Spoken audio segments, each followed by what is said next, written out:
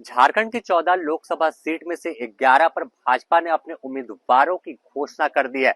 बता दें कि कोडरमा से अन्नपूर्णा देवी, गोड्डा निशिकांत दुबे, रांची सांसद संजय सेठ, खूंटी से अर्जुन मुंडा और इसके अलावा राजमहल से ताला मरांडी, दुमका सांसद सुनील सोरेन और जमशेदपुर से विद्युत वरण महतो और पश्चिमी सिंहभूम इलाके से सांसद गीता कोड़ा, जो हाल ही के दिनों में कांग्रेस छोड़कर भाजपा का दामन थामी थी, उसके बाद इन्हें दोबारा से अब नए सिरे से भाजपा के सिंबल पर पश्चिमी सिंहभूम के इलाके में सांसद गीता कोड़ा चुनावी मैदान में उतरेंगे। और वहीं लोहरदगा की बात करें तो लोहरदगा से सांसद समीर महंती, जो फिलहाल राज्यसभा के सांसद थे, उन पर दांव खेला गया है।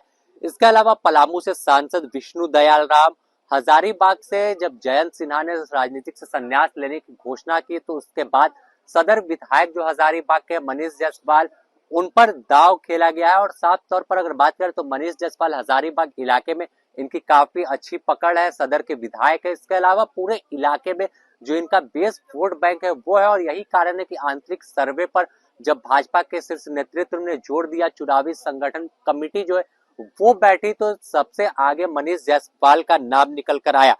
तो सीधे तौर पर अगर बात करें तो धनबाद, चतरा और फिलहाल गिरिडीह लोकसभा जो सीट है वहां से अभी किसी उम्मीदवार की घोषणा नहीं हुई है। संभवतः एक सीट जो है वो आजसू के खाते में जा सकती है। इसके अलावा अगर बात करें फिर तो धनबाद में भी जो चेहरा है वो बदलने की लगातार चर्चा, टीएन सिंह का उम्र का हवाला दिया जा रहा था। तो साफ है कि कई जो बचे हुए 3 सीट है इस पर भी 1 से 2 दिनों में तमाम चीज जो है वो साफ हो जाएगी। लेकिन कई जो पुराने चेहरे थे उन पर ही भाजपा ने भरोसा दिखाया और सीधे तौर पर जो 400 पार का नारा दिया गया, तो पुराने चेहरे के बदौलत ही नए 400 पार का नारा नैया पार कराने की कोशिश है।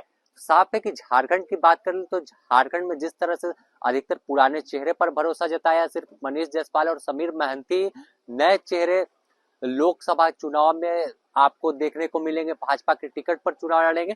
इसके अलावा अगर बात करें तो चुनावी शंखनाद जो है प्रधानमंत्री नरेंद्र मोदी ने धनबाद से कर दिया। एक दिन पहले उनका धनबाद दौरा था और इससे साफ है कि 1 से 2 दिनों में अब चुनावी सरगर्मी झारखंड में काफी बढ़ी हुई दिखेगी। लगातार नेताओं के जो दौरे हैं वो शुरू हो जाएंगे, क्योंकि अब प्रत्याशियों की सूची जो है वो सामने आ गई थी। लगातार कयास लगाए जा रहे थे कि आज या कल कभी भी चुनाव की घोषणा होगी, लेकिन उससे पहले एक चुनौती थी कि तमाम जो कैंडिडेट है उनका लिस्ट फाइनल हो जाए। और सवाल भी विपक्ष लगातार उठाने लगा था कि आखिर अब तक कैंडिडेट कौन होगा, इसका स्पष्ट जो है वो लिस्ट जारी नहीं भाजपा कर पाई, तो चुनाव कैसे लड़ेगी। लेकिन तमाम चीजों पर विराम लगा और आज देर शाम इंडी गठबंधन से पहले भाजपा की ओर से उम्मीदवारों की सूची जारी कर दी है। बने रहे आप द न्यूज पोस्ट के साथ, इससे जुड़ी तमाम अपडेट हम आपको देते रहेंगे। अपने सहयोगी रवि के साथ Sameer, the news post, Ranchi.